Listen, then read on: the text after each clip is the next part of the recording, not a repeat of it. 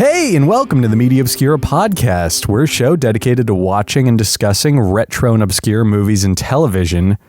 I'm your host, Nick, and I'm joined today by my faithful co-host and my returning co-host, Raekwon. What's up? I've returned. Yeah, and you even said, what's up? Oh, yeah, I did. Shit, there we go. That's awesome. So, that's how you've made your intro every time we've done the podcast? Yeah, except the last time we recorded, which we didn't release. Oh, yeah. So. And I think I said something in that episode like, I don't want to say what's up this time because I say it every single time. Exactly. So that's awesome. I'm actually very excited and happy about that. Anyway, you're joining the show again. You were out of commission for about a month because of the holidays and like all that stuff. And now you're back. Everything's right in the universe. I could finally kick Mike to the curb. On his birthday, I'm saying that too. Wow, man, you're already starting the gaslighting Mike. Yeah, on his birthday. He just turned 25 and I'm already treating him like shit. Oh, nice. Happy birthday, Mike. Yeah, happy belated, Mike. In my defense, I texted him that this morning and he didn't answer, and that's just rude. So calling him out on the show. Calling him out. He deserves it. You know, what an asshole. So he's the asshole. He's the asshole. Wow. He's not the one gaslighting himself on his birthday. He's the fire starter. Oh, so before we get into the show for the week, I did just want to announce right now we are bi-weekly. Right. Just while we get back into the swing of things. And we thought we'd leave it up to you guys. So if you have any ideas or any feelings on the matter, let us know by writing in to @TheMediaObscura on Twitter or Instagram, as well as our Facebook page, The Media Obscura Podcast. Let us know, would you prefer if we stayed bi-weekly, if we stayed bi-weekly and did video game playthroughs similar to the Game Grumps or something on Twitch or YouTube, or if we just, got back into the regular swing of things and did weekly episodes. It's up to you. I don't mind. I don't really have a preference. On the plus side, though, we would be playing the Bad Boys game that I'm pretty sure we mentioned on another episode. I think we have mentioned it before. Yeah, there's a horrendously awful Bad Boys game on PS2. And the idea of us doing playthroughs on Twitch or as a YouTube series is it's more content from us. Mm-hmm. In bite-sized pieces, and on top of that, it's in stuff that isn't just movies. You get to see more of us kind of doing something creative. Yeah, I don't remember what it was called, but you mentioned before that how some our friends you, Mike, me, and Sam and Jeanette all do multiple things. Yeah, that's right. We had this discussion once, and this would be a way to for people to see the other things that we do. Yeah, so I guess the question, if you guys feel writing in is do you want to see more of us as individuals, or do you want to see more of the movie stuff that the podcast is supposedly centered around? I don't know. It's really up to you. Anyway, just let us know. You can write in on Twitter or Instagram or Facebook.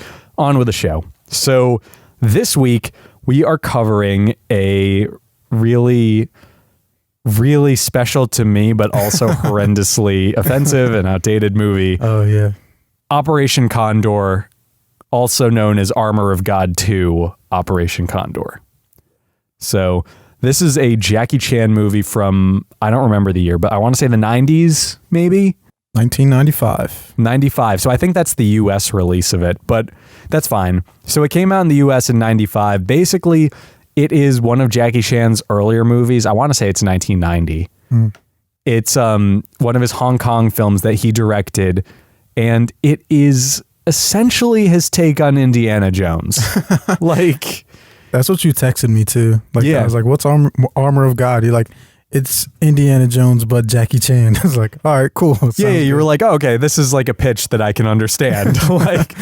But that's what it is. So it was actually a franchise in Hong Kong. Jackie Chan, before he became Mr. Rush Hour, the guy we know him as, he was in all of these awesome kung fu movies in the 80s and the 90s. And Armor of God was his adventure series where there were two movies. A third one came out in 2012 or so, but it's literally Indiana Jones. It's about him being an archaeologist treasure hunter who goes around the globe collecting rare treasures for people. But he's a former pop star. Yes. So we're reviewing Operation Condor, which is actually the second movie in the series. But when it was brought to the West, they actually released it first. So in America, Operation Condor is the first movie, and then Armor of God is the second one. It's a prequel. Right. Whereas the order they were made in is Armor of God, then Armor of God 2, Operation Condor. But that's kind of confusing. But what Raekwon was saying is in the first movie, we get a bit of backstory about who Jackie Chan's character is. He's this treasure hunter known as the Asian Hawk. They also just refer to him as Condor in this movie. Yeah. But he's a treasure hunter who used to be a pop star till something happened with his best friend and they split up. And that was the adventure in the first movie. We kind of get to see them get back together. And we'll be talking about that first movie a bit because there's a lot of similarities. But this is really more about Operation Condor. Yeah, the first one was kind of like background and kind of established like, his little quips, his like the unique things about him, like the gum thing that you can do. Yes. So in Armor of God, we see he has this tick where he puts a piece of gum in his hand, he slaps his hand, and then he flips the gum into his mouth. It's cool. It's cool. And then, of course, because I'm me and I grew up watching these movies, I learned how to do it. So this is actually like Mike will, if he were here, he would say it. Mike and I actually watched this movie in high school one day. We went, so Mike and I used to walk like 2 miles in the winter and summer, like year round, to the local Best Buy, local Toys R Us on the highway. And we would buy like candy and video games and movies. And one of these days that we did it in the summer was we walked to Best Buy, bought the DVD that we have in front of us, because I only had the movie on VHS originally. And then we went to Toys R Us and bought like a bunch of candy.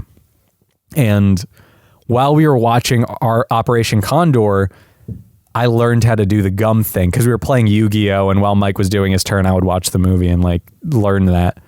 So I can actually do the gum trick he does in these movies. Yeah, you just did it while we were watching it. Randomly. The gum's still sitting in front of us. Yeah. Maybe that might be like an Instagram plug for the episode is me doing the gum thing. I don't know. Side by side of you and Jackie Chan doing the gum thing. That's not a bad idea, actually. But anyway, Operation Condor, this movie, what's the plot of this one, Raekwon? So the one with the second one? Yes, the one we saw yesterday. Okay, so... Because we watched both of them. I don't remember how Jackie got involved in this. I guess they just hired him. Is it the government that is hiring him to do things? It was the guy. The guy from the first movie who was in it for one scene. And he just seems like a rich guy, but I guess he's like... He was doing it on behalf of the UN, I think. Okay, so on the behalf of the UN, this guy hires Jackie to retrieve not old, I guess that goes without saying, it's Nazi gold. Oh, it's that new Nazi gold. Now with new minty flavor. You lick it. Wow, sweet pomegranate gold. That's my gum commercial for Nazi gold. That's the name of the gum. Nazi sweet gold. Pomegranate Nazi gold. Sweet Nazi gold. Yeah. Anyway, so... Wait, I got a really bad joke to follow up with. You know how people say, like, so good it'll put you in a fervor? No, I've never heard that before. Well, it's like a saying, like, something puts you in a fervor. It's like a mood. Okay. Like, so good it puts you in a furor because it's Nazis. You got to get out for that one. I'm, like, very disappointed in myself for that joke, too, so it's fine. You said another one earlier, a very punny joke. What was it? Was it also like a Nazi joke? I don't think so. Okay. I don't think so. Yeah, I have a lot of them. I usually don't say them because like I'm a human being. But so the guy hires Jackie on behalf of the UN to retrieve this Nazi gold. Wait, really quick, for the record, I hate Nazism and I don't condone Nazism. I'm just very bad at saying good jokes. I just had to put that out there. Please continue. Make that clear. I just had to make it clear before someone calls me a white supremacist and I have to go, I'm not white. Like, you're going to get canceled. I'm going to get canceled. Yeah. So yeah, after he gets hired to retrieve the gold, the granddaughter of one of the Nazis that I guess owns a share of the gold, because I guess it was like a group of soldiers, right? That like took the gold or something like that. Yeah, I think so. the movie revolves around him going to Africa to get the gold. And like you said, the granddaughter of one of the Nazis is helping. I don't remember why she's helping. I don't know why I think Jackie and other people were like going to her house to find evidence of the gold existing. Yeah, they were trying to find like something tied to it maybe or something. She just got roped into it. Yeah. But I don't know. So along with the granddaughter of one of the Nazis, there was a guide provided by the UN. That's right, the guide, and she's I don't remember anything about her, honestly. Her name's Ada. That's right, her name was Ada. What was the name of the German girl? Huh. I don't know, yeah. I wonder if it's on this thing. But I don't remember her name. That's funny. I guess it's not really that important, honestly, because these characters don't really have arcs or anything that describes them. We could give her a name, I guess. On the back of the case for the movie, they're just referred to as 3 sexy sidekicks. I guess 3 is the girl who comes into play later on. Yeah, the one that I said is April from Fishbowl. But she came in at the very end. I didn't even think she was like a part of the team. Like I remember we said that. It was like, oh wow, she was just in it for a minute, and then she's like, bye. You can go back to starving in the desert. But yeah, so they team up. So that's our party of 3 is Jackie, Ada, and I don't know what we need a German name. German granddaughter. Gretel. Yeah, her. Yeah, Gretchen. Do you want Gretchen or Gretel? Which, Gretchen. By the way, that sounds very derogatory. Yeah. Hey, do you want Gretel or Gretchen over there? Like, no, I meant, what do you want to call her? Hey, Google, what's a very German name? It's going to give you an answer. Here is some information for what are common German names. Here's a summary from First Names Germany. Common German names. Male Ernst, Friedrich, Hans, oh, that's Heinrich, a lot. Hermann. Oh, man. Otto. Okay, we're done. That's it. They were all men, too. I should have specified a gender, I guess. I didn't think it was going to hear you in your pocket. Did fucking Google just assume the gender of Gretel? Yeah, that's what we're calling her, Gretel. Gretel, Gretchen, Fräulein, I don't know. Frederick. Hans. I heard of Hans. Yeah, sure. Hans. So, yeah, it's Jackie, who his name is Jackie in the movie. Yeah, his name is Jackie. This is a very recurring thing in Jackie Chan's like Hong Kong cinema. Mm-hmm. And I don't know if it's just because like when they brought the movies to America, they just said, fuck it, call him Jackie. Or like, I think his name in the actual movies is Jackie. I think so too. It just seems like that's the way it is. Because the guy that is hired him, is speaking English in the movies, right? Yes. He calls him Jackie. Oh, so like you read his lips of him. It seems like he was saying Jackie. Gotcha. His wasn't as bad as like dubbed as everything else. Well, I guess because it was just a 1-to-1. Like you could match the lips. Yeah. So like one of the unique things about cinema or like foreign cinema is in China, at least, they didn't record sound on set. Well, maybe they did for like reference, but they didn't record sound for the movies until like the 90s or 2000s because the cameras they were using were older cameras and they were big and loud. So everything in like classic Kung Fu cinema in China is dubbed. And what that also does that's nice is especially because China has like a million different dialects of Chinese, Cantonese, you know. Yeah. When they're doing that and they have people from America there, everyone is speaking their own language. And that like you said, there's this guy who sends Jackie on the mission for the Nazi gold. He is speaking English. Yeah. But Jackie is speaking Cantonese. So like that's something that you get to see in these movies. It's also in Italian Westerns. If you watch like the classic Italian spaghetti Westerns, you can see people are speaking different languages on set. So interesting. Yeah, it's definitely, it's cool. Next time you watch a Sergio Leone movie, you know, because everyone does that, right? Yeah. You're just like, yep, it's Tuesday night. Better watch the Man with No Name trilogy or something. Shit, that sounds like a great Tuesday night. What am I talking about? It does sound like a good Tuesday night. Yeah. Really quick before we get into that, the last time I did is something like that. I forgot what Western it was, but it was a Clint Eastwood Western. And my buddy Austin and I were hanging out in my backyard. It was a school night. And we were hanging out in my backyard drinking bottles of Pepsi, like the glass bottles. Wow. And eating pistachios just in my backyard, which really says something about Austin and I's friendship, that this is how we like spent the greatest years of our lives. But like, we just looked at each other and we were like, yeah, let's watch this Western. It's a 3-hour long movie. We drove to Wendy's, bought a triple stack burger. Mm-hmm. And then we like got another burger or something gross, like fries maybe, and we put it in the burger, and that's just what we did one night. Like, was that a Tuesday night? It must have been. It was like a Tuesday night in spring. Yeah, it wouldn't surprise me. Like, I don't know, it's just the crazy things you do when you're young and you don't have a life. That sounds like a great life to me. Yeah. You know, honestly, when I say that, I'm like, yeah, people can go to the club, people can go meet up at a bar after work, but if you ask me, that's a better night. You know, just chilling, eating cashews or pistachios specifically. Oh, wow. Pistachios and a cold glass of Pepsi. Cold glass bottle of Pepsi in my backyard. Sounds wholesome. It's very wholesome. That's like what like suburbia is, I think. That's the definition of suburbia. Yeah. So anyway, this movie, it opens with Jackie. Where is he? What country is he in for that? I don't remember. Well, I don't know if it was ever mentioned, but that was a very Indiana Jones kind of scene. Yeah. Started out with him using some kind of parachute contraption to get to this cave. Right. Isn't it like an industrial fan in front of a parachute that he uses to fly over like the hills, maybe in like China or something? Could have been. Yeah, because he used to fly over like a large body of water too. Yeah. Like, and onto this hill, and when he got into the cave, there were jewels in the cave, but they were like natives also in there. Yeah, they were like, maybe he was in like South America and they were like Incas or something. But like he goes to this cave and he finds these jewels that he's presumably looking for, I'm guessing. Yeah.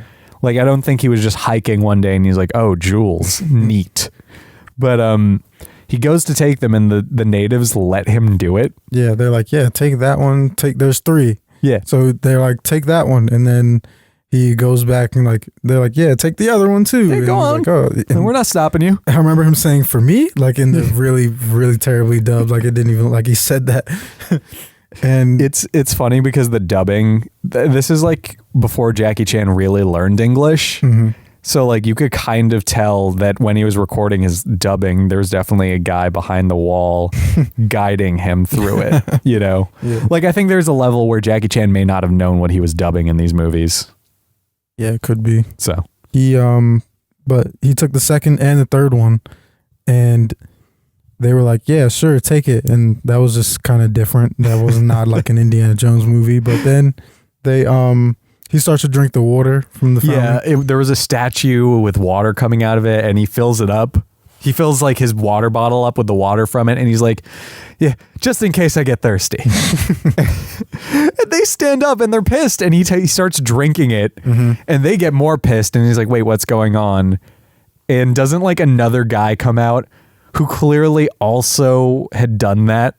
Yeah, he looked like American kind of. Yeah. And he's like, oh, you shouldn't have drank from the holy water. Man, why'd you drink from the holy water? You had the jewels. Holy water?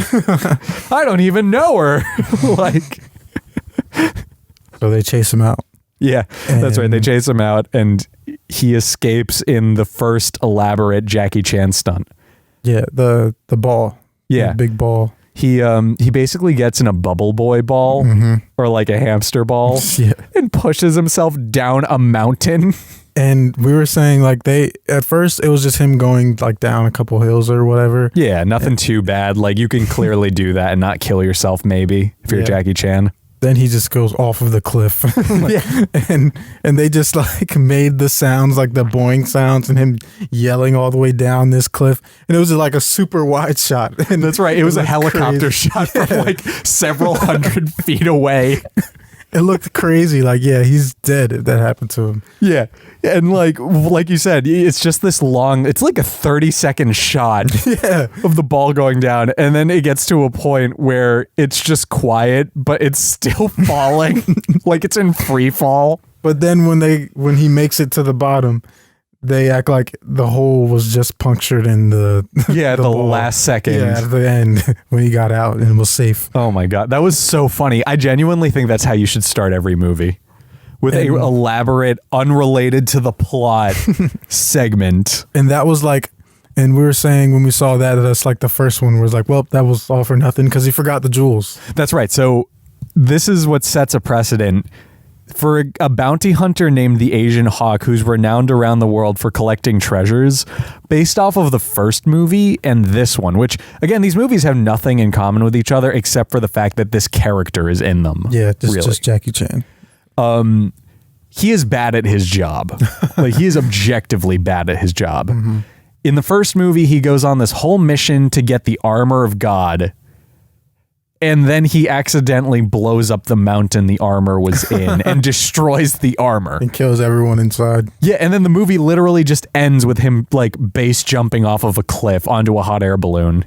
Cool stunt, though. Cool stunt, but Super the movie, cool literally, they don't even address where they're like, well, I guess the armor's gone. They just... What does he say at the end of this when he's like, whatever, we're alive. It's just like, forget it. We did it. We're okay. But the mission, like, you failed the mission. It's like an episode of Cowboy Bebop where they spend the entire episode trying to capture somebody and then he gets away. Or they let him get away at the last second. Or, you know? Mm-hmm. That's what it is. It pisses me off. I love it, but like, dear God. Anyway... Jackie, after this intro segment, we get what looks like a PlayStation 1 cutscene for opening credits.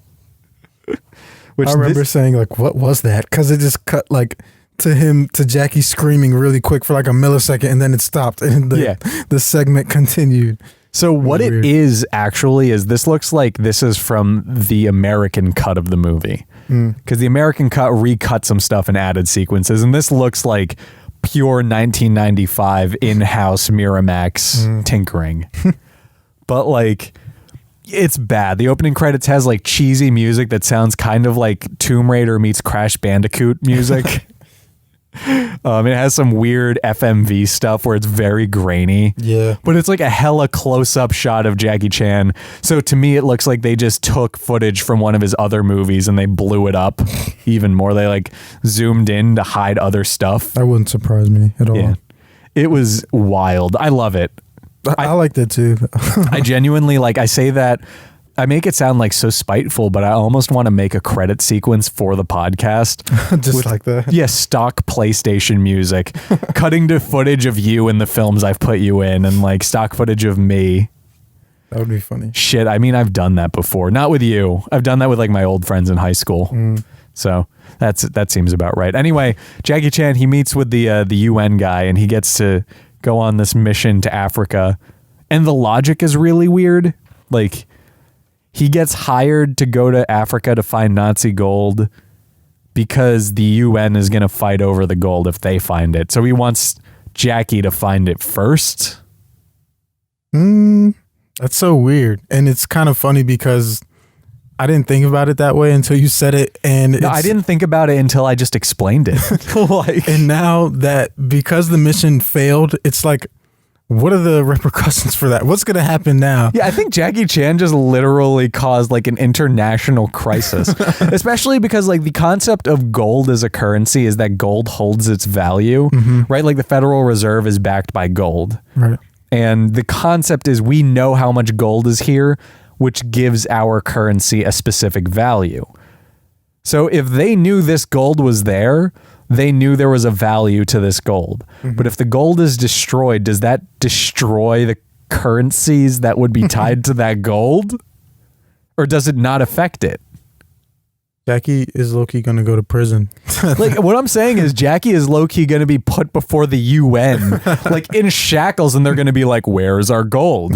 And Jackie's just going to be like, I told you, I did the best I could. At least I'm alive. Yeah, but the gold. And a couple other people died too. He killed several people in this movie. But remember when they were in the desert and they went back to their like camp, and there were some people that were injured before, but then when they went back in the morning, That's right. They got killed by were like dead. the Nazi guy. The Nazi guy. Moving on, Jackie gets his mission. They go, well, he meets up with, what did we call her? Hans? Gretchen. Gretelin? Gretelin. Gretelin. He meets up with Gretelin, and there are these two bumbling, I don't even know what they are. I don't know. I know what they were supposed to be, but Well, I mean, I know what they were like. They were just poor caricatures of Middle Eastern guys, Yeah. but like, I meant like, what is their, like, who are they teamed up with? I don't know. I don't think they weren't a part of the, Nazis, but it seemed like they had a boss. Otherwise, why would they know about the gold? That's where I'm confused. Like, how did they know about the gold? How did they know to go to this specific German woman's home? Like, that's weird. Maybe the original Hong Kong cut had like info about that. Yeah, because the way that it was in this one, it was like they were just randomly, they just pop up. Like they just kept finding them somehow. Yeah, they were just like, it's almost funny because they're almost like Abbott and Costello. They're just like these bumbling idiots. Yeah. But like Jackie, basically he breaks into Gretelin's house to get info about the Nazis so he can find the gold. And like they also broke in while she was in the shower, and Jackie has to fight them off, and he does like this thing where he rips off Gretelin's towel when she gets out of the shower. So they would be distracted. Yeah, exactly. And he like fights them.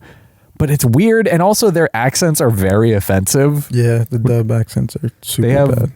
But one of them sounded Hispanic. I think that was just a bad accent. That was just a bad accent, like a bad attempt at a Middle Eastern accent. Yeah, because like you guys got to think of like every cheap Middle Eastern accent you've seen in the past 20 years, like Ahmed the terrorist, the puppet thing. Yeah. Like that is their accent. They're like, yes, we are the faction. We are going to get this. Death to America. Blah, blah, blah. And then like, that's literally the way they fucking talk in this movie. And like, I was triggered because I'm Middle Eastern, but like, that was a thing, and they're just bad at their job. I think at one point they were like, "You infidels," and it's like, oh, that's how you know they're like, that's how you know they weren't even trying. They called them infidels. And it's kind of weird because the dub for the other movie as well, Alan, Jackie's sidekick in the movie, he was British and he's Chinese. That's right, the weirdly British Chinese guy, and there was a British Chinese person in this one too. There was it Ada? It wasn't. No, Ada wasn't. Was she? She had a British accent. Wow. Because I think they used the British accent just for a character that's supposed to be scholarly. And it's like, well, sure, but like they could be talking Cockney too. Like, they don't, not all British people talk eloquently like this. Yeah. Some of them talk like this. I do. Chim chimaroo. Like, you know what I mean? Alan should have been talking like that. Alan should have sounded like Dick Van Dyke in fucking Mary Poppins. Like, I say that with love because I think Cockney is awesome. Like, I want to learn how to speak in Cockney. That's kind of funny you mentioned that. I'm not going to get too sidetracked, but like the Netflix show Sex Education. Yeah. Yeah, the actors on there, they're two black actors. They were talking about like stereotypes for people from the UK, and that was one of them that they mentioned, like that we all talk so proper and polite. It's like, what? Like they were like dying laughing that Americans think that about them. Yeah, exactly. Well, I love it because it's like a recurring thing in real life. Like, first off, I was listening to Conan's podcast, and it's a bit of an older episode. I forgot who the guest was. It's the people from Schitt's Creek, though. And they were talking in it, and they were talking about how Madonna in like the early 2000s tried to pass off a British accent as just her voice. What? And it's because like Madonna was acting bougie, on top of that, Sylvester Stallone in the movie Tango and Cash, he does like a weird British thing kind of. I couldn't even. And it's Sylvester Stallone. I couldn't even imagine that. Yeah, I mean, you're honestly better off. But it's just weird. Alan doing it was kind of funny. Yeah, it was funny. I was into it in that movie. But anyway, the girl, what was her name again? Shit, Gretelin? Gretelin, yeah. Gretelin ends up joining the party because she wants to find out what happened to her grandfather or something. Pretty much, yeah. You know, the Nazi. And she cares about him. Ada is naturally kind of suspect to that. Because she's like, why do you care so much about what your grandfather Nazi, you know, did? Okay, so because of that, we mentioned later on in the movie that I thought that Ada was going to be super good at her job and like intelligent and stuff like that. Yes, because she was brought on because she's specifically an expert on the African region, which sounds like imperialism when you say it like that, but continue. And she was the guide, and she was like super suspicious of the granddaughter. So I was like, oh, okay, I see what kind of character she is. And then they just, like on the back of the movie, they just become the sexy side chicks. They just become like, I don't know, like in the way the whole time. They become characters that exist for Jackie Chan to rescue. Yeah, pretty much. Literally. And it's a shame. I think it's a shame. It's kind of a waste of a potentially good character. But they go to Africa to find this gold. At this point, they don't think anyone is after them. They have no reason to believe anyone is going for the gold either. Like, they know they're trying to get it before the UN does to like possibly avert a crisis, but like that's about it. So they go there. We get a montage of them bonding in Africa. First off, wasted opportunity. Could have played a little Toto at that point. He'll bless the rains. Two, could have at least put some Lionel Richie All Night Long. I've had that song stuck in my head all day. Yeah. Since we had lunch, in fact. They played at the diner. And fuck, I mean, even just play like the Mama Say Mama Sa de Makusa part of Wanna Be Starting Something. Give me something. I don't even remember what was playing, but it was kind of a short montage. It was a short montage, but like I just feel like you could at least put some music with ties to Africa in it. Yeah. You know, give me some polyrhythms. You know, I don't know. Anyway, that happens. The montage is kind of cute. It looks honestly like B-roll, and they did the same thing in the first movie. Yeah. But harmless enough. We get to our first real, like, big sequence in a hotel. You remember that whole, like, it's the scene with the hotel manager who wears the fez and... That sounds like Apu. Yes, has an offensive Indian accent. Yeah. They're at this like hotel, like resting for the night. Basically, this is when we get to find out that Ada doesn't trust Gretelin, and they kind of adjourn to their room for the night. But Jackie sees the two terrorists that were trying to get Gretelin earlier there. Yeah, they somehow tracked them down. Yeah, I don't know how they tracked them down, but they tracked them down and they had ransacked their rooms, looking for presumably the key that Jackie Chan had to get the gold. And because this was before, right? This is before the car chase. Or after, I'm sorry.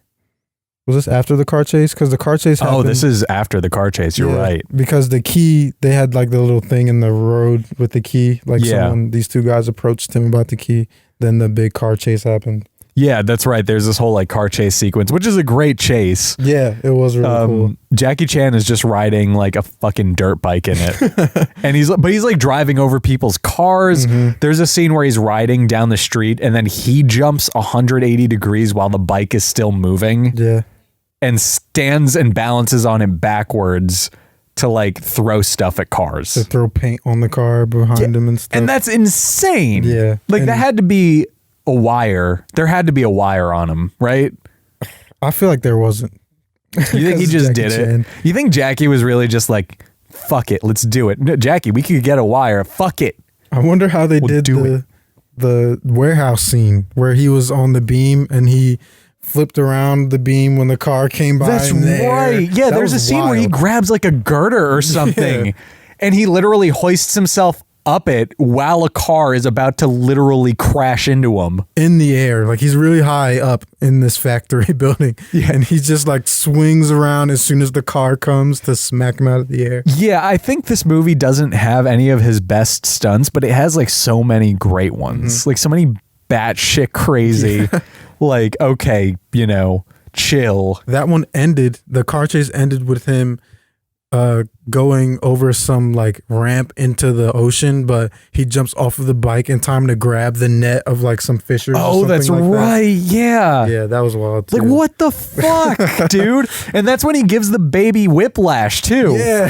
There's a baby that he just straight up, like, while he's being chased, this baby gets stranded in the middle of the street and like is by all accounts going to get hit by a car. So Jackie on his dirt bike grabs the stroller and holds the baby, but the way he grabs it, he like whips it so the baby's neck would either be broken or the baby itself would get flung out of the stroller. And he kept like had it for a long time. Like he was riding with it for a while. Yeah. And so he just like dropped it off, but that baby was like being tossed around the whole chase. Yeah, like if this was real life, this baby would have died like instantly. Would have fell out of the stroller. Yeah, like oh my god. But like that whole, I mean, don't get me wrong, I love that scene. That scene was awesome. Yeah, it was. But like insanity.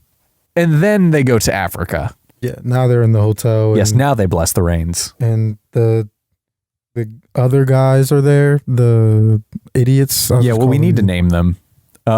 Just for like clarity.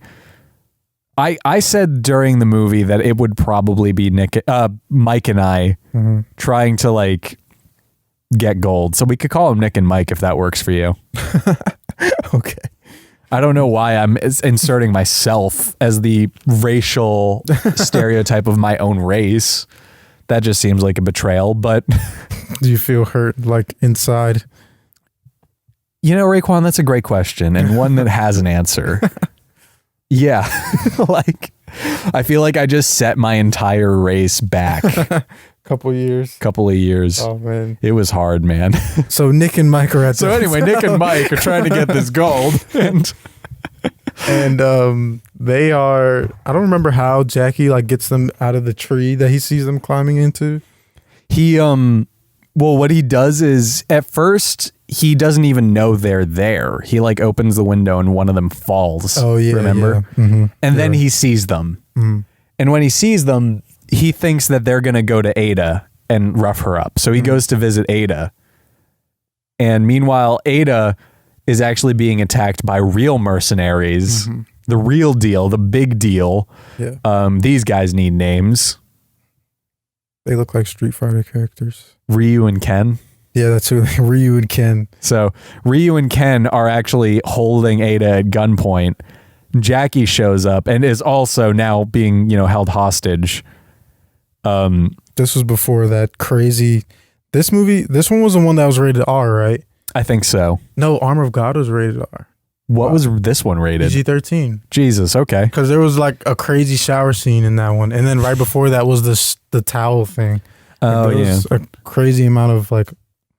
That's why they called them the sexy side chicks, because they were just there, like because they just were there to show thigh at some point, like that, to show thigh, to distract the mercenaries. Yeah, that is literally. Isn't that like just a disappointment to an entire gender? You're in a admittedly really good action movie, but like your gender contributes by showing thigh, and they were just being saved by Jackie, but they could like. I like their characters though. That's the thing. I do like their characters. I feel like they could have been just not the damsel in distress the whole time. By the end of the movie, there was a scene where they actually beat up one of the mercenaries. We'll call that one Balrog. Why is that one? Because that's a Street Fighter character also. Okay.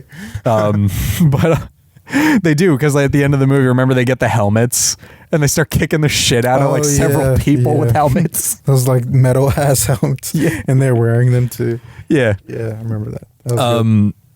But like, yeah, they are really in this movie just for comedic relief, if anything. And like, you know what? They're fun characters. I like the characters. Yeah. But Jackie and Ada are like being held hostage, and the Indian hotel owner who sounds like Apu shows up. And I'm not going to do the voice because holy mother of God, no. Yeah. He shows up and in a very Apu voice asks if they want food.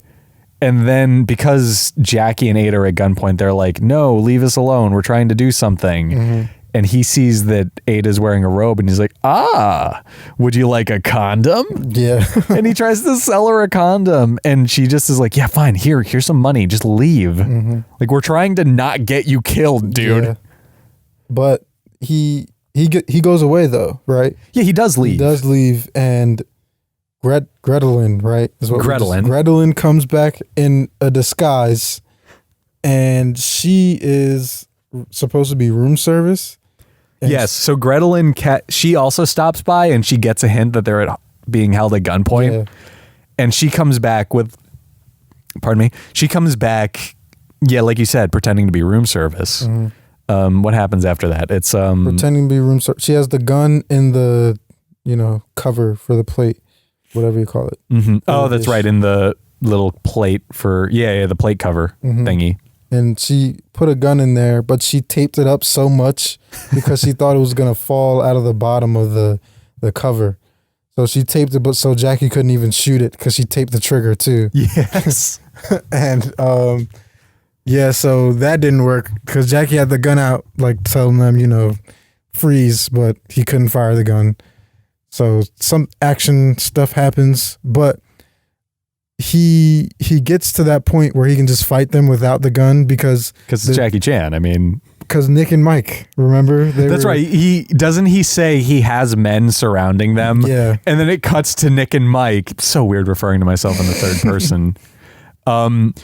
Nick and Mike are outside, and they're freaking out because they think that, like, he's talking about them. Yeah. And he is, but he's using them as a distraction because then Ken and Ryu start lighting up the place, and they start trying to kill Nick and Mike, who run away. Yes. And that's when we realized that this movie is an anime. Like, we realized it was an anime during the chase too. The key chase when they get out of the rooms. Somehow the fight gets outside of the rooms. That's right. It's because they're running away with the key. Oh, the while Ada had it, and while she's like has one pant leg on and her towel. Yeah. And she has the key. She's running out. Everyone keeps dropping it, so they keep going to like lower floors. Like it felt like a Scooby-Doo episode. It was like playing Keep Away. Yeah. Like low key. They were just trying to throw it so that they couldn't catch them and get the key. And this is all happening. Meanwhile, the mercenaries, Ken and Ryu, are shooting, like trying to shoot them. Yeah. And everything is kind of happening, and then suddenly the Indian hotel owner, he shows up and he has a machine gun. Yeah. Like he has an MG42 and he's like, pay me and I'll protect you or something. And Gretelin pays him, and he's like, very good. Hands her the gun. You shoot. Much better. And then he leaves, and Gretelin just has a machine gun. And the two guys are like not intimidated by her, right? They were at first because she had this big ass gun pointed at them, and they were just standing there. And then she starts firing it, and she's hitting literally everything except them.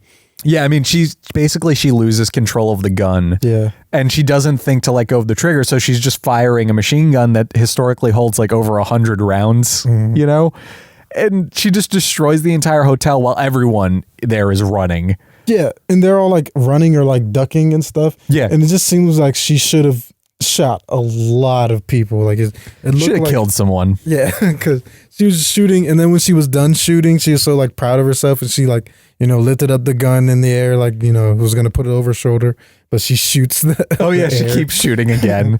Which, really quick, shouldn't that have been like an international crisis? Like, that someone was shooting up a hotel? Yeah, like, I'm just saying the UN should have at least caught wind of this, because the UN is planning this expedition to Africa to get the gold, and which means they're doing intel in the area. Right. And suddenly a hotel near where they think the gold is got shot up. I'm just saying, like, I feel like they should have been like, They should have been tipped off from the car chase too. Yeah, that's right. This car chase in Germany near where the woman who is the last known living relative of the Nazis who buried the gold, That's definitely going on the news. There was a baby in the street, guys. At the very least, the baby in the street would be the feel-good story from like the ABC 7 o'clock news or something. You know what I mean? Like, it would have at least made local news that this happened. But that happens. They continue their trek through the desert. Suddenly, Jackie, Ada, and Gretelin have like a party of people with them. Right? After the hotel? Yeah, like there's suddenly all these other people going with them. Oh, yeah. I don't remember what their purpose was. Were they from the UN? I don't know. Because they were around. There's like 4 other people, including around. including the third side chick, the third woman. Right, what's her name going to be? Her name was like Momo or something. It was Momoko maybe? Yeah, something like that. Okay, it's Momoko now. Momoko. That's fine. She was adorable. She was. She was my favorite. She had a scorpion. 10 out of 10 would wife. Like, no, 10 out of 10 would stumble across asking her out. Eventually. So, hey, do you eat food? Yeah. Oh, yeah. Me too. I can't stop laughing. I'm sorry. I'm just going to leave. All right, bye now. Oh, God. Leaves. That went better than I thought it would. Momoko would have been into that. Yeah, honestly, I feel like her character would have been like, what a strange person. I hope he comes back. Like, yeah, she's the third person in the party, or as the box to the movie calls it, the third sexy sidekick. Yes. I didn't think she was one of them. She's not on the cover. Are the other people? It's just Ada and Gretelin. Okay. Well, that's something. At least they're on the cover. I don't know. And they look like spies. Do they really? You're right. They're dressed in all black, all of them. But that's not even them. And we were saying how Gretelin is such a good dresser in the movie. Wait, that isn't even them on the cover. That's not them. Is it? No. Who are? I think Look at Gretelin. That doesn't look like her. it's supposed to be them. Guys, this is a conspiracy. Like, I think the cover is promoting a completely different movie. Wait. Because, like, the cover makes it look like it's like a James Bond-ish adventure. They have guns in their hands. They have guns. They're wearing these black suits kind of looking thing. These black skin suits. This is a different movie entirely. Like, This is for Operation Condor 3, the scam. Like, my God, that's wild. Operation Condor 3 back in Germany. Back in Germany. Yeah, I mean, that really makes it look like a James Bond movie. Yeah. But that's weird. Anyway, yeah, Momoko joins the party. She is a Chinese person who's traveling through Africa on a spiritual journey. Got that she was Chinese too. Yeah. Wow. Yeah, she was. I remember I made a comment about, like, what is a random Chinese woman doing in the middle of the desert in Africa? Did they say something about that in the movie too? Like, who is this Chinese woman in the desert? Like, they didn't say that. They just kind of asked what she was doing. And she was like, oh, I'm on a spiritual journey through the desert. And, like, you find her. She's just very eccentric. She's kind of, like, absent-minded, childish to a T. She talks in a very anime voice. yeah, she had a pet scorpion that wasn't venomous. Yeah, well, do you remember his name? It was like a cute pet name. I feel like it ended in a Y, like a something E. Yeah, it was like something adorable. But yeah, she has like a pet scorpion. It's her best friend, kinda.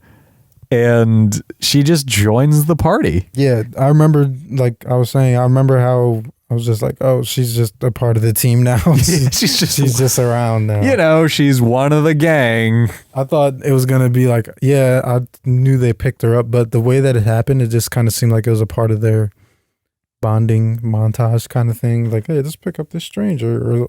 Or I thought she was going to be someone important, but she just kind of joined. Well, Raekwon, to wax poetic with you, I feel as though the great journey of life, you know, you just meet passerbys on the street. This is how you meet people. Oh, this is how I've met every important person in my life. I'm on a journey in the middle of Africa, and I pull over and I see a random person from the country I came from, and I bond with them. You must have a lot of interesting friends. I do. And some of them are actually real. You know, this is the part where I lift my hand and there are like several smiley faces on my hand, like the SpongeBob thing. The gang's all here. I don't know. Fuck. What happens next?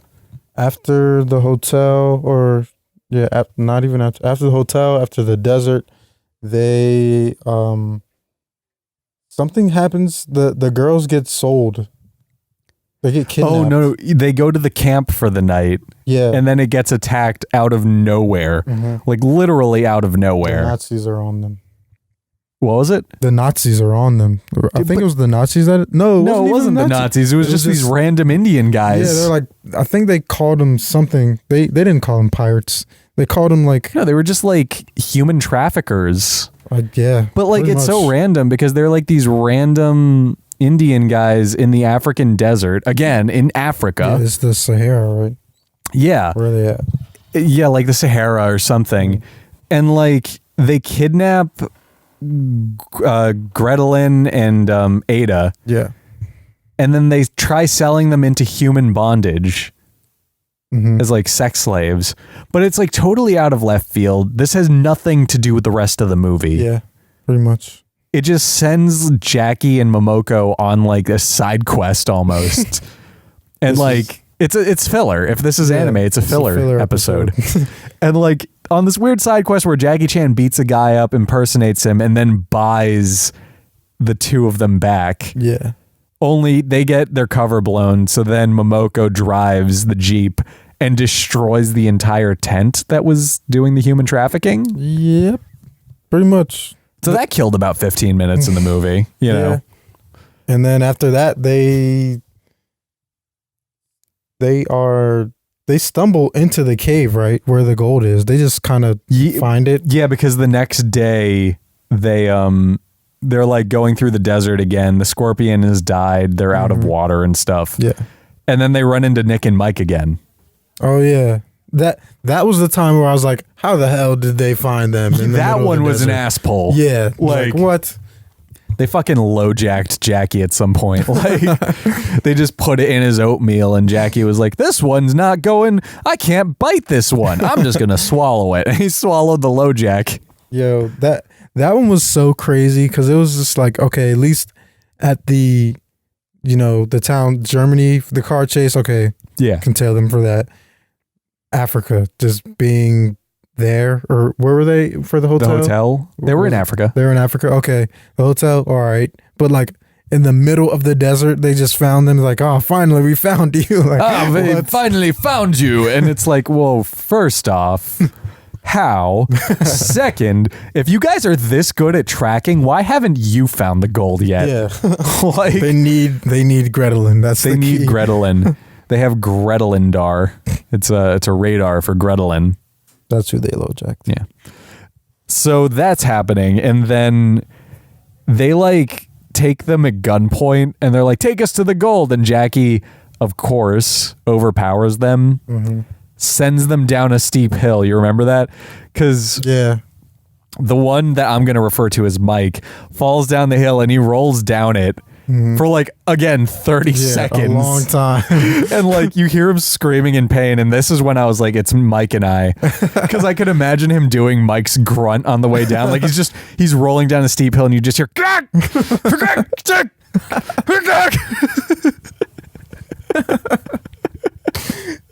which is now going to be a clip going on Instagram. I'm going to dub Mike into that scene, obviously. That's so funny. Because it was such a long shot. Him just falling down the hill. It's the noises that get it for me. Yeah. Genuinely, I've known Mike since we were like 5 or 6 years old. And I swear to God, that has been the funniest thing that guy has ever done in the 20-ish years I've known him, is just the Mike grunting. And like, I have friends that have never met Mike, but I talk about him because he's like my best friend. Yeah. And like, I'll be like, yeah, my best friend does this fucking grunt. That's so, and I'll do the Mike grunt and these people will be like, oh my God, like that is hilarious. They will ask me to do Mike's grunt. And then I feel like a fucking musician being asked to cover the Rolling Stones because how do you just do it justice? Like, I can't do Mike's grunt. Like, this is like 10% as good as the real thing. Gotta get Mike to send in. Do you think if I call him right now? I know it's his birthday, but should I? If you call, maybe he won't answer. He didn't text you back yet. Hey Google, call Michael Copernicus. Calling Michael Kaepernickus, mobile. Kaepernick is Michael Kaepernick. He's gonna take a knee because I asked him to do it on his birthday. This is going to be... I really hope he answers. On his birthday. On his birthday, coming in clutch. Grunt for the microphone. It sounds so sexual when you put it that way. Yeah. You grunt for the microphone. Maybe it's for the best if he doesn't answer. I don't know.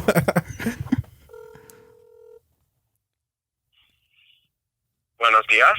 Hey, first off, happy birthday. Oh, we thank you. Second, you're on the air right now. Raekwon and I are recording. Raekwon, say hey. Hey, happy birthday. So, this is going to be a weird request. Okay, request. So we're talking about Operation Condor, and there's a scene where a guy falls down a steep hill. And when we were watching it, I said that it would be 10 times funnier if it was you doing the grunting on the way down.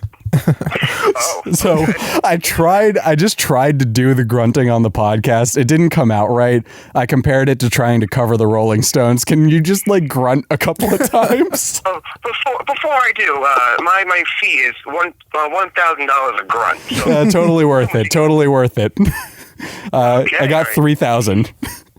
All right, here comes some grunts.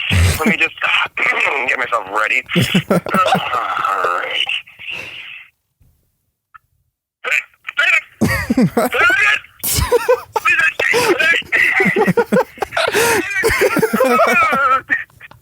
There you go. Thank you, Mike. Once again, happy birthday, buddy. Okay, yeah. Yes, write me an invoice. I'd see you, buddy. I'll talk to you later. Oh my God, that was great. Yeah, that was great. Oh God, the magic of telephones. I didn't expect it. I was like hoping he was at like dinner with his family and he would be like, Nick, I'm at dinner with my family. And then I could be like, please just do the grunting. Just do the grunt. Do the grunt. Do the roar. So that happens. And then like you were saying before I rudely interjected with that. I actually don't remember how I remember that they were being chased by some natives in the desert because they were like, I don't even know what they were doing wrong. Momoko like sent them to the village where she had hung out at one point. Okay. That's what it was. They were just kind of like, yeah, they'll help you find it. And then they didn't. They started chasing them, trying to kill them. Yeah. And they fell into a sand pit that was like a trap for the cave or something like that. It was the entrance to the cave that I guess had been covered up. Okay. Over the years. Yeah. So they get in and they're at the cave and they see the dead bodies. So there were like 15 Nazis who buried the gold. And then they find Ada's grandfather's remains having been stabbed to death. Yes. And they're like, well, clearly he felt bad about killing his own men. He wasn't a bad man. We're just going to forgive this Nazi for being sad about killing Nazis. And I don't know why I said it like that. But well, yeah, you got to say it like that. That's how you say Nazis. Like, yeah. So for some reason, they just forgive him, probably for Gretelin's benefit. And then they're like, wait. If there were 15 Nazis, I refrained that time. Yeah, just regular Nazi. There were 15 Nazis. I only see 14 bodies. Where's the last one? And then we see a wheelchair wheel in. What was the guy's name from Wild Wild West that you said he looked like? Oh, that's right. We see them lower the wheels, and I was just like, it's Loveless from Wild Wild West. Because of my theory, which if you want me to say the theory, I'll say it in a moment. Well, I'll say it now. I have a theory that National Treasure 3, right? That's the movie. They just announced a National Treasure 3, and I have a theory that Nicolas Cage is going to be hunting for America's oldest treasure, which is institutionalized racism. He's going to find it. And he's going to find a pair of Loveless's legs from Wild Wild West. And the legs are still going to be alive somehow and more racist than ever. And he's going to have to team up with like the great grandson of Jim West, Will Smith's character from Wild Wild West. It's Jaden Smith. It's Jaden Smith in order to defeat racism. Only Nicolas Cage and Jaden Smith could defeat we can also racism. get like we can get the whole Smith family. Yeah, of course. So that's my theory on that. But yeah, like this dude in a wheelchair shows up and he's like, I am the last Nazi. Me, Tim Curry. Ha! Like, He looks like Colonel Sanders. he looks like Colonel Sanders and sounds like Tim Curry, and we're supposed to believe that he's a Nazi. He was the, what you call him? The chill Nazi. Okay, He saves the the chillest Nazi. Because there's a scene where he like leaves the movie for 5 minutes, and when he comes back, he's suddenly a good guy. Yeah. And we're just like, when did this happen? Why is this movie so like okay with forgiving Nazis? It's not. I'm sorry, did you feel sympathetic for them? the fact that you called him Colonel Sanders, now all I'm thinking about is this Nazi with like Tim Curry's voice going, ha! Finger licking good! This gold! These nuggets of gold will go great with chicken nuggets! Continuing on. I don't know. After he reveals himself conveniently after they figure out that there isn't the 15th Nazi there. It's almost as if he was waiting in the wings. Yeah, he was just waiting there. He was like, he has a bunch of mercenaries with him, like Ryu and Ken are there. Yeah. So is Balrog, Chun-Li, Cammy, M. Bison, the whole gang. Vega's even there. And he was just waiting in the wings. Like, I think the mercenaries were just like, well, let's go. And he's like, no. Wait, you've never seen a play, my friend. You must wait for call time. But a fight happens. Pretty awesome fight. Yeah, I was trying to think, how did the fight even begin? I just remember the missile that's, They were at gunpoint. Yeah, as they always are. Yeah, I mean, I guess they always are. They're at gunpoint, and then Jackie does something, and he gets a gun, and he gives it to Gretelin. Yeah. They both had guns, I think. Yeah. And then, like, they're trying to threaten them, but that goes wrong. So they're fighting. There's this whole moment where there's, like, a live munitions round Yeah. that's being kicked around, and everyone's freaking out because, it's live ammunition. Yeah, they all stop and look at it hit the wall because everything's like metal in there. Yeah. They just watch it roll and just hit the wall. Yeah, none of them think we can stop it from rolling. Like, which it would be really funny, like an alternate version of that take where the munitions round is rolling to the wall. One of them's like, I got this. And he touches it and he explodes. He just is the only one that explodes. He absorbs the impact for everybody. He's the guy who dives on a grenade for the rest of the team. Not me, by the way. You wouldn't be the one to do that. Oh, God, no. You wouldn't want me to be the guy to look at me. I'm a skinny dude. So, like, if I dive on something, it's not like my body's going to absorb much. If anything, it's going to shatter every bone in my body. And suddenly you have to worry about that. The shrapnel from The shrapnel of my remains just beaming you guys in the head. Like, oh, Nick's such a hero. God damn it, Nick. Like, everyone actually just dies. It would have been just you, but then everyone dies because of the shrapnel. like, it would be such a horrific sight that a team investigating it in the future would see just shards of my bones stabbed through all of you going, these guys were sad. They wouldn't even think an explosion caused it. They would think like a Lord of the Flies hierarchy like evolved in this bunker and that someone had dismembered me and sharpened every bone in my body into a knife. It sounds like something that would have happened in the first movie. Yeah. Or the second one, In Armor of God, with the cult. Like some crazy weird cult shit happened. Like that was, they blew up a person and the shrapnel from his bones killed everyone in the room. That's actually what happened after Jackie Chan just decimated that cave. That's really what happened. Like, Armor of God 4 is going to be an old ass Jackie Chan going back to the cave and going, oh man, I really botched this. Like, shit. With the cult members that look like vampire Palpatine something. Like, I think I compared the cultists in that movie to what happens when you play too much D&D and you lose grip with reality. But hey, if we're ever making a second podcast, it would have to be like an improv comedy role-playing podcast. I would like to call my character in that show Dementiator. I'm a being from another dimension that's trapped in this one and has horrible dementia and can't remember how to get home. Can you just be Emperor Palpatine with dementia? Yeah, that would be the voice. So, like, do you want to quickly do this other role-playing thing? Sure. So I'm trying to get back to Excelsior Nega Delta. I can't remember the spell, though. I thought I thought for a minute it was a series of musical notes, and then it was just the lyrics to With or Without You by U2. This Palpatine with dementia sounds like he's like from New York or something. Yeah, he does. He really sounds like he's just from Brooklyn, but like old Brooklyn. Yeah. Oh God, just get me some. Shit, you got meat pies? I had those one time in Patterson, New Jersey. It was in the Arabic district. Great food. This is like, you've done a lot of Palpatine impressions today. I know. I lost my voice yesterday doing it. Yeah. Yeah, by the time I got home, I had lost my voice. And then today, I can already hear my voice being gone from it.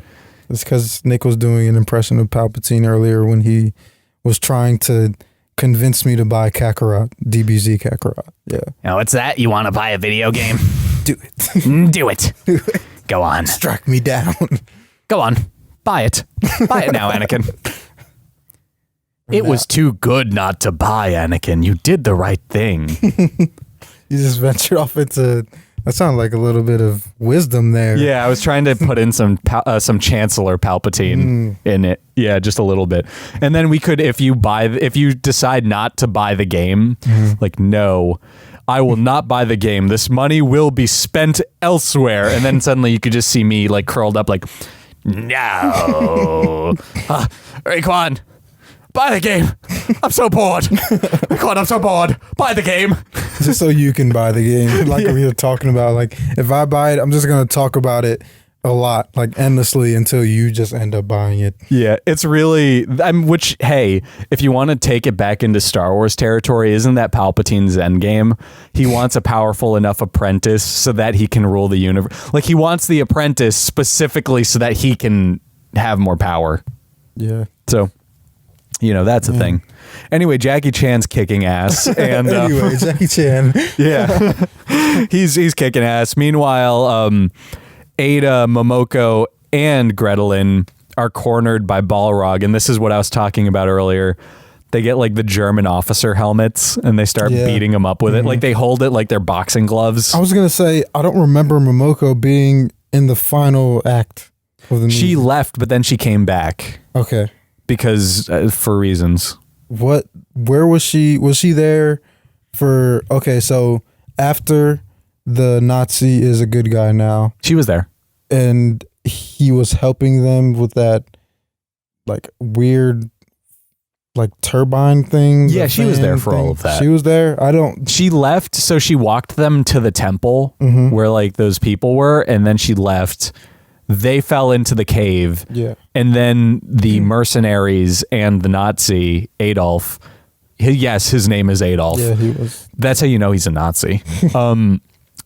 They found her and forced her to lead them there because reasons. How did they get in the cave? I like to think they were chased by the tribe also.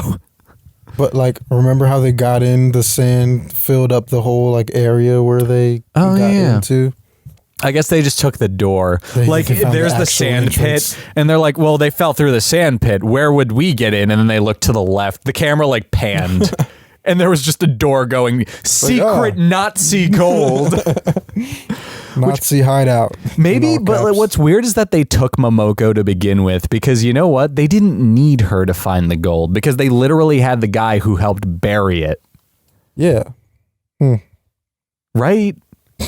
So, oh man, I'm sorry. I'm just bothered by the fact that Momoko isn't on the cover. I mean, neither are the other two women, but like Momoko isn't even represented with a different person. I didn't think, see, that goes along with, because even, I mean, not like she would have liked to be there, but even when they got kidnapped, the Ida and Gretelin, they got kidnapped. She didn't get kidnapped. She slept through the whole thing. Wow. They're the duo. Like, it's like they are the two. They're the comedic duo. Yeah. Well, but that was what was so funny. When they got kidnapped, Momoko was literally just off in the corner somewhere in a sleeping bag. Wow. Like, and they made a point of showing her waking up after this attack, like she had slept through it. She's just living in her own world. She's just precious. She's like the self-actualized character. Like, she's on this spirit quest in the middle of the desert, you know? We need a sequel. sequel with Jackie and Momoko. I honestly just want Momoko to get her own Disney Plus series. She just gets a spinoff. Miramax owns Disney owns Miramax. It can happen. Make it happen, Disney. Come on, Disney. Give us What are you Momoko, doing? the solo series. This like probably 50-year-old Momoko. We need it. No, I want it to be de-aged Momoko in the 90s. Like okay. after this, like 5 minutes after this movie ends, she goes on her own adventure to rescue animals in the Sahara. More spiritual quests. Yeah. Give me that movie. I would watch it. I would definitely watch that too. Yeah. I liked her. Yeah. And I think so after that, there's this whole fight sequence. They get captured again because of course. Yeah. And they're brought over to the gold. Mm-hmm. They find the gold though. Like all of the gold. They do find the gold. That's where the Nazis were. But they, for some reason, like in the end, they had, how'd they get the like suitcases full of gold? You remember? They just put it in. That wasn't even all, that was like not even like a quarter of the gold. It was just as much as they could carry out. Yeah, so what happens is they, like, the mercenaries with them as hostages get the gold and then betray Adolf because, of course, they're going to betray him. He's a Nazi. Adolf the Nazi. And, like,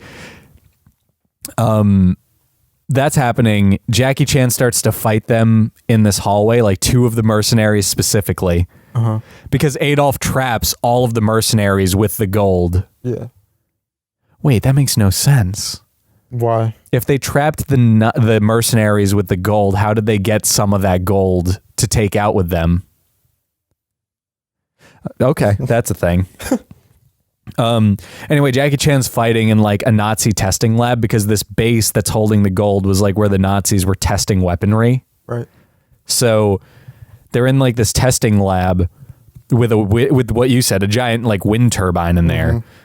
And they use the wind turbine to help Jackie fight the guys. Yeah. So basically they use it, for example, if a guy's walking towards Jackie, Adolf uses the machine to add a lot of wind resistance so that guy can't punch quickly. That was a long fight scene. It was like a 10-15 minute scene. With the wind turbine like involved in the fight for like 10 minutes. And the funniest part was when he used it to propel Jackie in the air so he could like use both his fists to do a Superman punch into the guy's chest. That's right. He does like a Superman and he even calls out Superman. Yeah. And he does it. And then there's another one where he tries to do Superman kick, but they like turn off the power and Jackie falls. Yeah.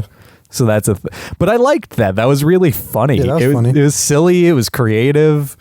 A little too long. It was a little long. Yeah.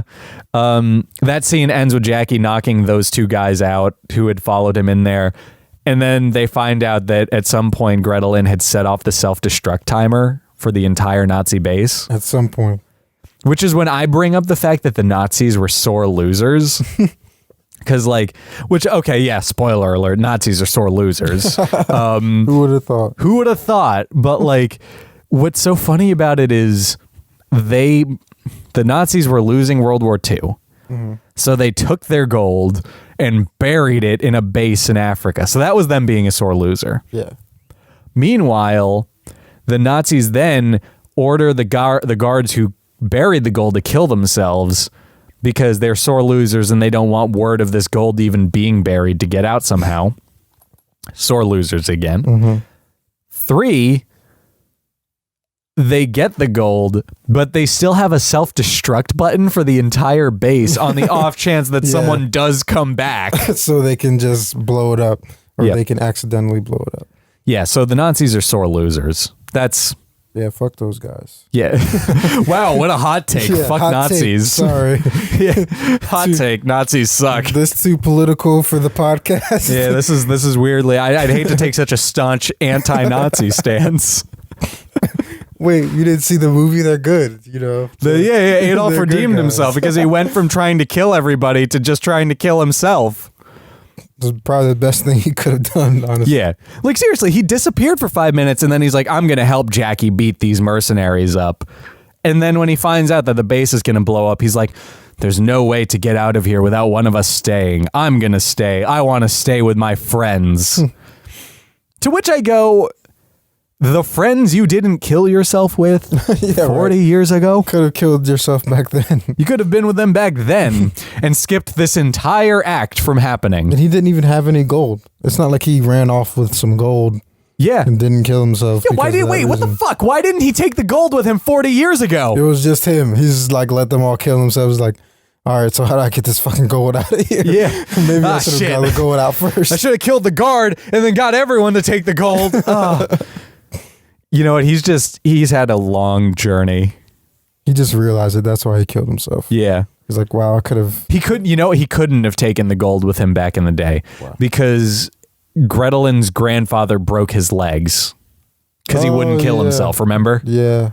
That's what it was. Full circle. Which is why he's in a wheelchair.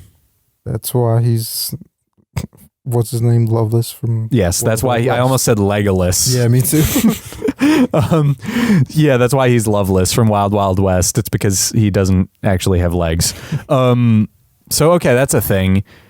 So he helps them get out of this destroyed Nazi base by basically manipulating the jet turbines to flip them out of a vent. Yeah. And he gives them like 8 or 9 gold bars each. Mm-hmm. And he ties it to them, but they end up losing it on the way out. They all lose it. Even Ada had some in her pants and they fell too. Yeah. And like they get out, they get saved.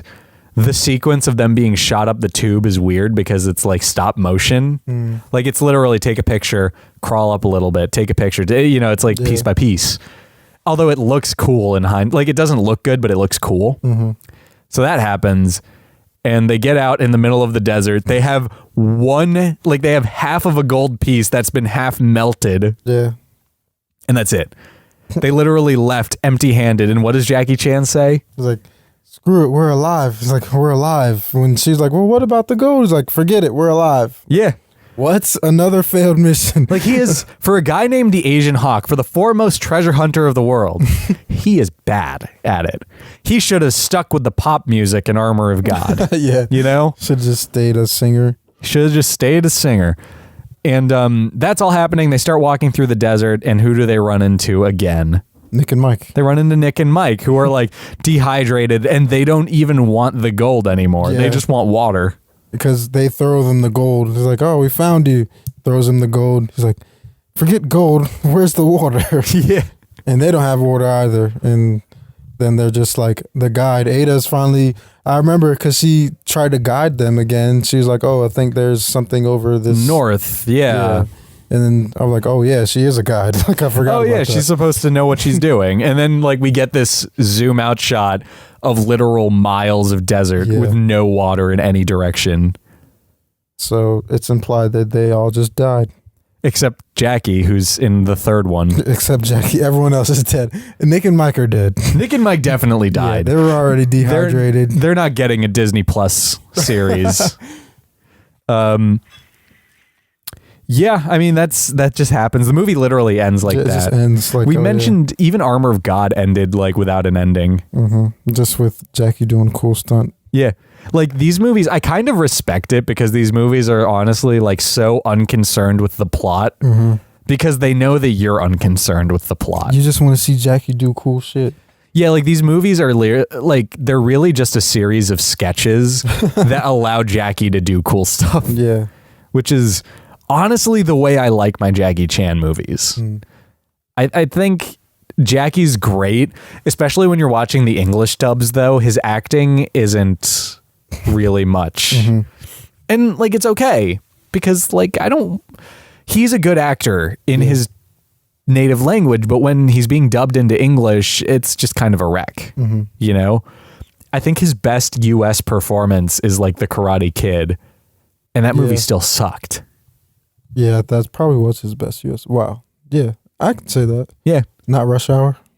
Well, I mean like performance-wise. He does pretty good, but I mean like him as Mr. Han in Karate Kid is like actually a moving performance. Yeah. And like a big part of that is that his character is very nonverbal in that movie, if I remember correctly. Yeah, that's true. I remember that too. Yeah. So I don't know. But yeah, that's Operation Condor, Armor of God 2. Or if you're going to go with the US chronology, it's the first movie and it's called Operation Condor. Go figure. Operation Condor failed mission. Yes, Operation Condor, Operation Condor or wow, comma, I really suck at my job, comma, I should really get into like catering or something, comma, I'm sure I could still find a way to make that acrobatic, period. Or I should just go back to the stage, go back to being a pop star. Yeah, like that's what I want. I want Operation Condor 3 or Armor of God 4, whatever. I want it to be him and Alan mounting a reunion tour. That's just what that should be. With Momoko singing backup. Yeah, Momoko doing like Joni Mitchell folk music before the show. Yeah, but that's, Operation Condor. Raekwon, what did you think? Were you offended? Did you enjoy it? Would you recommend it? There were offensive parts, but it was this. What did you say when we were watching? It's the 90s. Yeah, I kept trying to justify it by going, it was in the 90s. Yeah, there were some offensive things, some fat shaming, there was a lot, but some gender role issues there for sure. Definitely some patriarchy at work. But as far as Jackie Chan movies, it wasn't like far off from what I expected. So I enjoyed the first one, the one we watched, more than Armor of God, I'd say. Okay, so you liked this more than Armor of God. Yeah, I like this more than Armor of God. I like the characters more than the characters in Armor of God. So did I, honestly. I do think this is the better movie of the two. It makes sense that this is the one Miramax brought over first. Armor of God did come out in the US as a straight-to-video prequel. And I do like Armor of God a lot. I think it has one of my favorite scenes ever, which is that music number in it. The fashion show. Yeah, which maybe we'll do an Armor of God episode in the future, or maybe Mike will, so we won't get too into it. Okay. But like, that scene is wild. I do think Operation Condor is the better movie. Mm-hmm. It's funnier, it's weirder, and it shows... I think this is the movie where Jackie Chan put the stunts. Like, before then, his movies had one or two crazy stunts per movie. This one just had so many ridiculous... like moments and stunts where it's just firing on all cylinders, It was great seeing the blooper reel at the end with some of the stunts, even some of the simple stuff where we remember when he jumped over the gate, like he just hopped over it, whereas we could see in the blooper reel the door was just open. So yeah, like we see him like land and he doesn't like his landing, so he just walks back and does it. You see him like goofing off with like the other actors on set, him getting mad that he can't do the gum thing. Yeah. So, I liked it. It was a good time. I definitely recommend this one. I want to watch the original Cantonese version now. Probably better. It is. It's a longer movie and the dub is better. And it has, so this movie's credits didn't have Jackie singing a song, but in all of his 80s movies, they end with Jackie Chan singing and performing a song. Triple threat, man. Yeah, he's the triple threat. Because a lot of people don't know this. Jackie Chan, for college, he went to he went to a drama school. He learned singing, dancing, all of that stuff. So really cool stuff. I personally love this movie. Definitely go into it if you watch it, just knowing that it is dated. Yeah. But it's a lot of fun, But yeah, that brings us to the end of the episode, guys. I do hope you enjoyed it. If you did, be sure to let us know. Hit us up on Instagram or Twitter at The Media Obscura or on our Facebook, The Media Obscura Podcast. On top of that, do let us know if you want to see some gaming videos from us. That'd be cool. Yeah. We could put it on YouTube. We can mirror it to IGTV probably. We'll figure it out. On top of that, if you have recommendations, send that our way. I don't know what you and I are doing on the show, and I know what Mike and I are doing on our next episode. What are you guys doing? The Sonic the Hedgehog Toei animation, yeah. Which, if you want to get in on that, we can make it a triple threat episode. I think it'd be cool to have the podcast be the three of us. Mm-hmm. So maybe we'll figure the logistics out of that in the future. Yeah. But yeah, that brings us to the end of the episode, guys. Hope you enjoyed it, and I hope you have a good one. And bye. That's always how you end it.